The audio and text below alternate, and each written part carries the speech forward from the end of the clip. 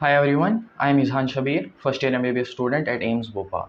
तो यार आज की इस वीडियो में हम बात करेंगे कि जो आखिरी के ऑलमोस्ट 3 महीने बचे हैं नीट के लिए, इसमें हमारी क्या स्ट्रैटेजी रहनी चाहिए कि हम मैक्सिमम स्कोर करके आए एग्ज़ाम के अंदर। तो इस टाइम ड्यूरेशन के अंदर तो आपने अपने स्टडी आवर्स को इंक्रीज़ करना ही पड़ेगा।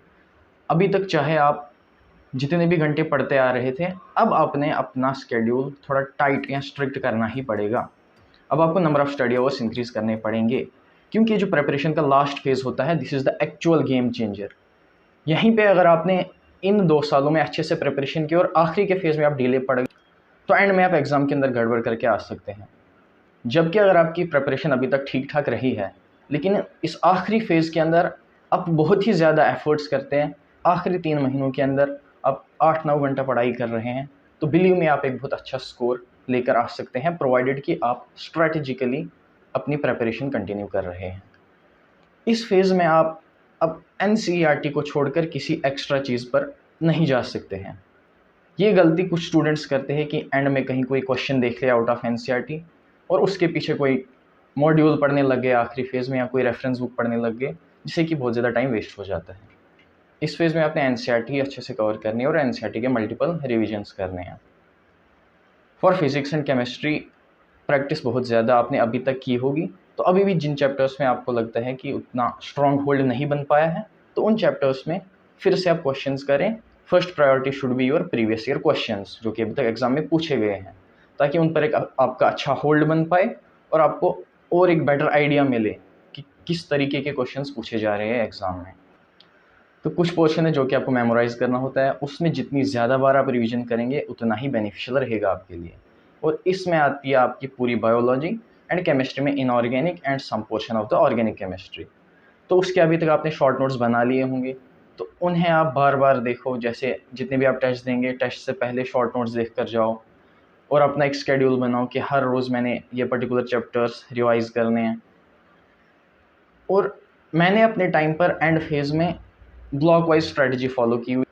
मैंने हर सब्जेक्ट के चैप्टर्स को 3 ब्लॉक्स में डिवाइड किया हुआ था, ब्लॉक 1, ब्लॉक 2, ब्लॉक 3, और हर ब्लॉक के अंदर कुछ चैप्टर्स थे। ब्लॉक 1 में मोस्ट इंपॉर्टेंट चैप्टर्स थे जो कि एग्जाम में बहुत ही ज़्यादा वेटेज रखते हैं, followed by block 2 and block 3। वो मैं आपको स्क्रीन पे शेयर कर दूंगा, आप भी वो देख सकते हैं एंड उसके अकॉर्डिंग आप अपने प्रिपरेशन कंटिन्यू कर सकते हैं कि सबसे ज़्यादा प्रायोरिटी हमने किस चैप्टर को देनी है। और इस टाइम पे अगर आपका कोई ऐसा चैप्टर है जो अभी तक छूट गया है, मतलब आपने उसको टच भी नहीं किया है, स्पेशली फिजिक्स के अंदर, तो आई वुड एडवाइस कि आप अपना मैक्सिमम टाइम उस चैप्टर पे दे दें। अगर आपको डिफ़िकल्ट लगता है तो वो चैप्टर आप छोड़ सकते हैं, या फिर उसको आप एक ऐसा स्लॉट दे दें कि मेन जो आपका रिवीजन टाइम है, रिवीजन टाइम के बाद का, अगर आपके पास कोई टाइम बच रहा है तो उस टाइम में वो चैप्टर कवर करें। ऐसा ना करें कि आप मैक्सिमम टाइम उसी चैप्टर को दे रहे हैं जो आप अभी तक छोड़ते आ रहे थे। एंड देन इस फेज़ में आपको बहुत ज़्यादा टेस्ट देने हैं एंड उनकी एनालिसिस करनी है, क्योंकि यार आपने सारा पढ़ा, अच्छे से रिवाइज़ किया, लेकिन टेस्ट ही नहीं दिया, तो आपको पता कैसे चलेगा कि आप कितने टाइम में टेस्ट कवर कर पा रहे हैं, कहीं बबलिंग मिस्टेक तो नहीं हो रही है। मतलब वो फील आपको पहले ही आनी चाहिए कि एग्ज़ाम के टाइम कैसी सिचुएशन रहने वाली है, आप अपना एग्ज़ाम टेम्परामेंट कैसे मेंटेन कर पा रहे हैं, कहीं कोई एंजाइटी तो नहीं हो रही है। तो ये सब चीज़ें आपको एनालाइज़ करनी पड़ेंगी पेपर दे के ही। जब आप बहुत सारे पेपर देंगे तो आप you will get used to it, फिर आपको कोई एग्ज़ाम के दिन कोई नई चीज़ नहीं लगेगी। वरना अगर आपने टेस्ट ही नहीं दिया तो एग्ज़ाम के दिन वो एंजाइटी रहेगी। एंड मोमेंट पे अपना काम रहना बहुत ही ज़्यादा इम्पॉर्टेंट है।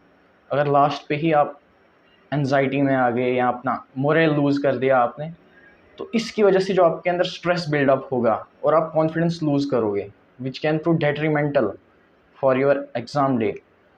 तो इसलिए बहुत ज़्यादा ज़रूरी है कि आप बहुत ज़्यादा टेस्ट दीजिए। अगर आप ऑनलाइन टेस्ट दे रहे हैं तो कोशिश कीजिए कि ऑफलाइन कहीं ओएमआर का प्रिंट आउट लीजिए एंड ओएमआर फिलिंग की बहुत ज़्यादा प्रैक्टिस करनी है। उसके बाद जो आप टेस्ट दे रहे हैं उनकी एनालिसिस भी इक्वली इम्पॉर्टेंट है कि जो क्वेश्चंस गलत हुए उनका क्या रीज़न था, क्या कोई सिली मिस्टेक की वजह से क्वेश्चंस गलत हो रहे थे, या फिर मुझे वो कंसेप्ट नहीं पता था। एंड देन उन क्वेश्चंस को जो गलत हुए हैं सर्कल करके देखना है, फिर उनके सॉल्यूशंस ढूंढने हैं। बायोलॉजी में कोई क्वेश्चन गलत हो रहा है तो जाओ वो चैप्टर फिर से पढ़ो एनसीईआरटी से कि कौन सी लाइन थी, क्या कंसेप्ट था जो कि मुझे पता नहीं था, उसके फ्रीक्वेंट रिविजन्स करो आप। तो इस वीडियो को अगर मैं समराइज़ करूँ तो कुछ पॉइंट्स हैं। पहला पॉइंट ये है कि you have to increase your study hours. लेकिन इसका ये मतलब नहीं है कि आप बस किताबों के सामने बैठ जाओ विदाउट एनी फोकस। जितने भी टाइम आप पढ़ रहे हो कंसंट्रेट होकर पढ़ो। इस फेज़ में मैक्सिमम आवर्स पढ़ना है एंड कंसंट्रेटेड होकर पढ़ना है, और बीच में आप कुछ मिनट्स का ब्रेक ले सकते हैं। The next point is revise a lot. Inorganic and organic chemistry along with biology, जितना ज़्यादा रिवीजन कर सकते हो उतना ही एग्ज़ाम के दिन आपको बेनिफिट होगा। Third point is practice a lot of questions. Physics में, फिजिकल केमिस्ट्री में जितना ज़्यादा प्रैक्टिस कर सकते हो उतना ही आपके लिए बेनिफिशियल रहेगा। And then write a lot of mock test. Mock test देने हैं, उनकी एनालिसिस भी इक्वली इंपॉर्टेंट है। और लास्ट पे ये पॉइंट कि आपने फोकस्ड होकर इन 3 महीनों में प्रिपरेशन करनी है। एंड सबसे important cheese, don't lose hope, don't lose your confidence. Thanks for watching.